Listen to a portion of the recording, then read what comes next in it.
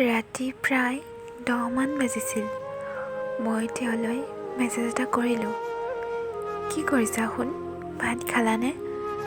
উত্তৰত তেওঁ বুলি ক'লে আৰু ক'লে, আজি মোৰ বৰকৈ টোপনি ধৰিছে অ' দেহা। মই তেতিয়া শুৱা বুলি কৈ গুড নাইট দিলোঁ। তেওঁ বাই বুলি কৈ মেছেজ এৰিলে।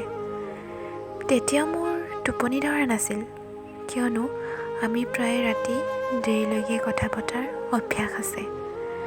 কবিতাৰ, গানৰ, অতীতৰ, ভৱিষ্যতৰ। কিছু সময় পুৰণি মেছেজেছ আৰু ফটোজবোৰকে চাই ৰ'লোঁ তেওঁলৈ মনত পেলাই। 5 মিনিটমান পাছত হোৱাটছএপটো চেক কৰি দেখিলোঁ তেওঁ অনলাইন আছে। মই লগালগ কল কৰিলোঁ। তেতিয়া কি উত্তৰ আহিলে জানেনে? आपने जिस व्यक्ति को कॉल किया है वह अभी दूसरी कॉल पे व्यस्त है। कृपया प्रतीक्षा करें या कुछ समय बाद कॉल करें।